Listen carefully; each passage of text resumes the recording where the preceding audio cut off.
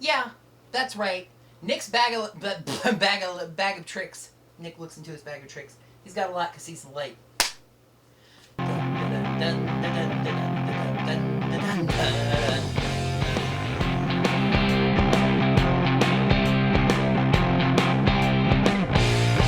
Hello, heroes. I'm the Orange Ranger, and welcome to another Power Rangers Dino SuperCharge Hiatus video.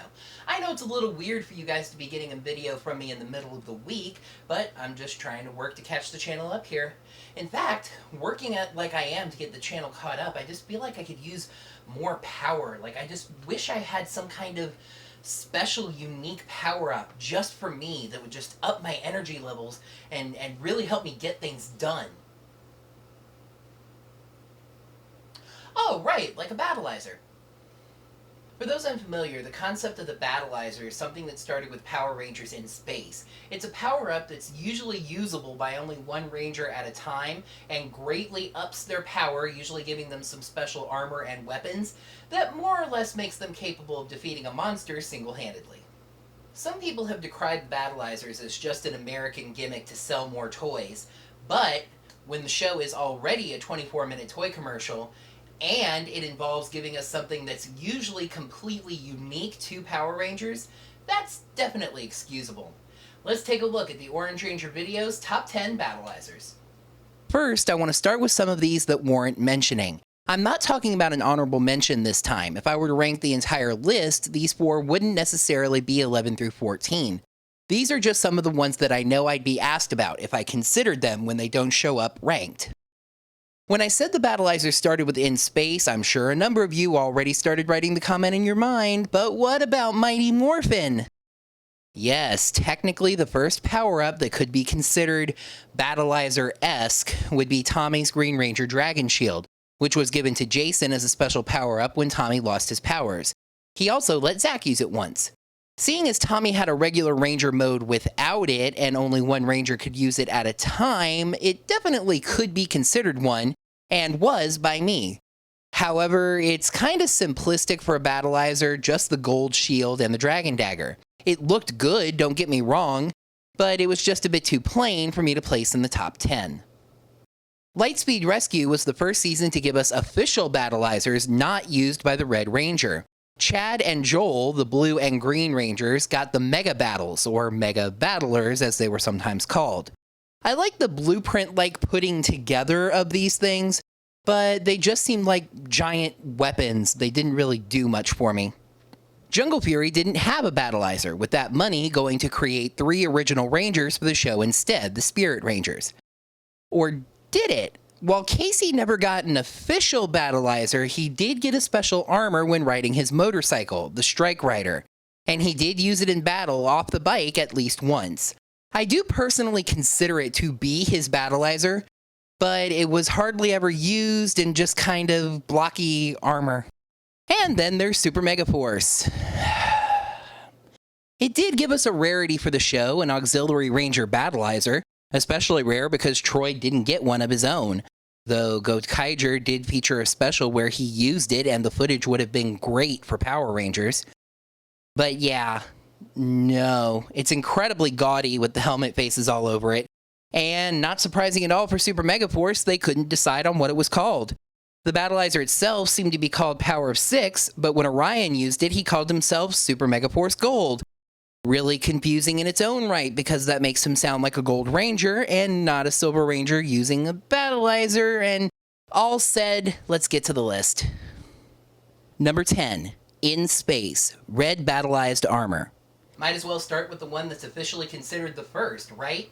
Andros didn't even want to activate this power at first. A little girl had to push the button for him. But when it was activated, it gave him big, technical-looking red wings and lots of sculpted chest muscles. In fact, that's why this suit lands so low on the list. The rest of it looks really good, but those sculpted chest muscles just look goofy. Number 9, Dino Thunder, Triassic Battlizer. I like the look of this suit, with the black and gold accents on the red and the blue parts added to the color scheme that make it look really good. I also like that this Battlizer was built off of a power-up that was already on the show and in the Sentai footage, Triassic mode. However, The powers of this suit were what was goofy this time, with long, stretchy arms and a yo-yo finisher. Number 8. Super Samurai Shogun Mode. Well, I guess this is our early list curveball, and kind of funny how often that's samurai. I know some of you are going to say that this isn't a Battlizer, but a team-based power-up. My response to that would be, then the Dragon Shield is too. There's no reason given in Mighty Morphin why other members of the team couldn't have used it if they needed to. To me, a team-based power-up has to be able to be used by the entire team, or at least the entire core team, at the same time. Shogun mode could only be used by one Samurai Ranger at a time. Linkara once said about the Mega Mode suits that they actually made the Rangers look more like armored samurai, and this takes that concept even further. The large shoulder pads are a little bit goofy, but what I actually really love is that large oversized kanji on the helmet. I just wish that these had actually been used more outside the cockpit, like real Battleizers. Number 7. S.P.D. S.P.D. Battlizer. Okay, many of you know the interesting thing about this one, so let's just start from there. This was one of the few things that was adapted from America to Japan, from Power Rangers to Super Sentai. For those of you who aren't aware, Sentai has an annual team-up movie with the team that came before them. Magi Rangers Team Up with Deca Ranger came after Power Rangers S.P.D, and Toei borrowed the S.P.D. Battlizer, making it Deca Red's Fire Squad armor. Alright. I do guess there was another famous, or rather infamous, aspect to this Battlizer. The Battle Thong. For whatever reason, this suit has what essentially amounts to a jock strap on the outside. Right. I will say that in its second mode, I like how it makes use of Rick, the awesome robot dog. However, what I didn't like about that mode is that it was usually way too CGI for my liking. Number 6. Time Force Quantum Mega Battle. Alright then, let's get even more confused. Eric was a 6th Ranger who had a Battlizer. Except that he was a Red Ranger. He was in Forever Red, he's in the Power Rangers 20 lineup, he's a Red Ranger. Okay then, so this is actually normal. He's a Red Ranger that got a Battlizer. Except, as we're just about to see, spoiler warning, the show already has a Red Ranger. And he has a Battlizer. And actually, this Battlizer came from the Red Ranger. The first one. In the future. Good lord, time travel can give you a headache. Eric, the original Time Force Red Ranger in the future, sends Eric back the Quantum Mega Battle, which basically takes the Katars from the Dino Thunder White Ranger Super Dino mode and combines them with rollerblades. Because it's pretty awesome to make yourself a rolling ball of swords. Number 5. Time Force Red Battle Warrior. I can't be sure if this was intentional. Probably so, since the show was called Time Force. But Eric's Battlizer came from the distant future, while Wes's Battlizer actually came from the ancient past. An ancient power protected by a mystical black knight, which granted Wes a suit of shiny, mystical, magical red armor, making him into a mystical, powerful red knight. What I really like about this Battlizer is how they took the red Time Force suit, which is designed to look modern and futuristic, and worked it in with a suit of knight armor that is meant to call to the distant past. I just think it works together really well. Number 4. Dino SuperCharge T-Rex SuperCharge Red Ranger. This Battlizer, the current one, is both incredibly creative and uncreative. You see, this is the second Battlizer, and the first, if you don't count Power of 6, to have been created entirely in the Sentai. So there's not really any American creativity here, it's just adapting what's already in the footage. That does save the show some money, and I'm not even talking about in an oh, Saban Brands is so cheap kind of way. Why bother spending the money if Toei's going to save you the trouble and adopt the concept? But it's really creative because it does something that no Battlizer has ever really done before. It uses the Zords. Well, sort of. You see, Tyler becomes basically a mini Dino Charge Megazord.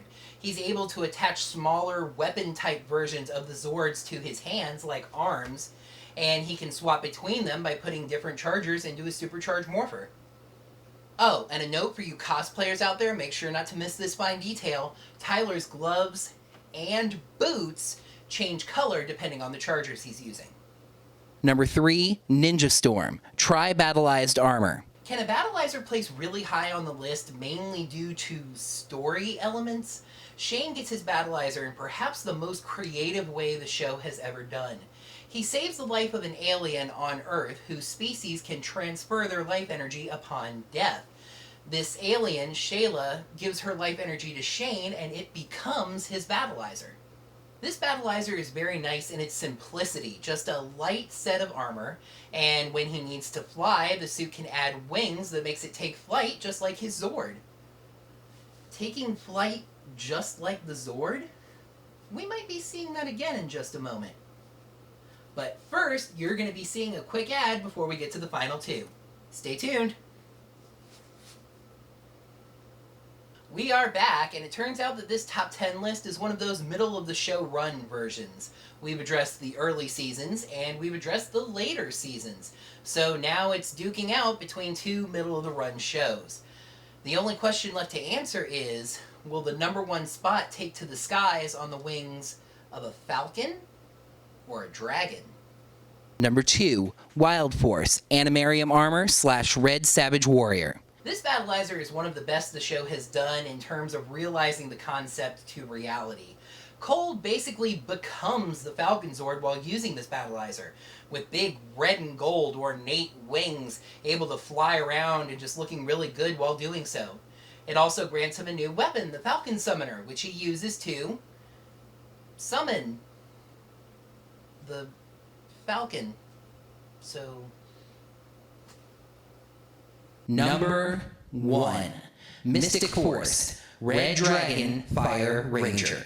You know, in a bit of a rarity for my top 10 list, number 1 was pretty easy, and it's not even close. I cannot describe to you guys how much I love the look and function of this Battlizer. I also love how well it was introduced in story. Fireheart is introduced early on and kind of grows with the team into becoming the Battlizer. Yeah, that's right. Nick's Battlizer is a friggin' dragon. And I love how the suit forms with Fireheart just kind of melding onto Nick's suit. Arms for arms, legs for legs, and a mouth forming around the helmet. Fireheart's design adds more of that nice contrasting blue to his suit, and it just all comes together to form this awesome, majestic, powerful looking Battlizer. Number 1! But you don't have to take my word for it, and clearly you didn't. Let's take a look at your number 1 Battlizer. What have you done for me lately? We had a logjam for third place with Mystic Force, Super Mega Force, and Lightspeed Red and Time Force Red's Battlizers all getting 3 votes. Shane's Battlizer Ninja Storm scored 4 votes for second place. But like I said, what have you done for me lately? Your winner with 5 votes is Tyler's SuperCharge Red Ranger Battlizer. Thanks for voting. Today's channel shoutout winner is Michael SEGAL, apologies if mispronounced, whose channel is part music and part pop culture, so give it a look. In my next video, which should get the channel just about caught up just in time for the end of the hiatus, I'll be taking a trip to Power Morphicon. Oh, no, not really. That's far beyond my means right now. Sorry if I got anyone excited. But I was thinking, if I can't actually be there, why not use the power of my imagination? In my next video, I'm going to be letting you guys know what panels I would attend if I were at the main Power Rangers convention. Who knows, maybe it'll help me and you pick some panels for next time. That's going to do it for another Power Rangers Dino SuperCharge Hiatus video. Thank you guys as always so much for watching. Remember to like the video and subscribe. Both of those buttons are right down below the video. Leave a comment letting me know what you're most looking forward to about Power Morphicon if you are fortunate enough to go, or what you would be looking forward to the most if you were able to go. And if you have a little bit of change to donate to me, if you'd like to, you can go to my channel page and click that blue button on the right-hand side. And as always, heroes, may the power protect you. It's an individual power-up, usually... No. For those unfamiliar... I like the look of this suit with the black and gold accents and the nice blue parts added to the color scheme. Linkara once said about the Mega Mode suits is that... Okay, many of you know the really interesting thing about this one, so let's just start from there. I don't know what the interesting thing is. I forgot. Eric, the original Time Force Red Ranger in the future, sends Eric back the quantum... I can't be sure if this is... This might... Why go through the trouble of spending the money if Toei's gonna save you that trouble and the parts? Today's channel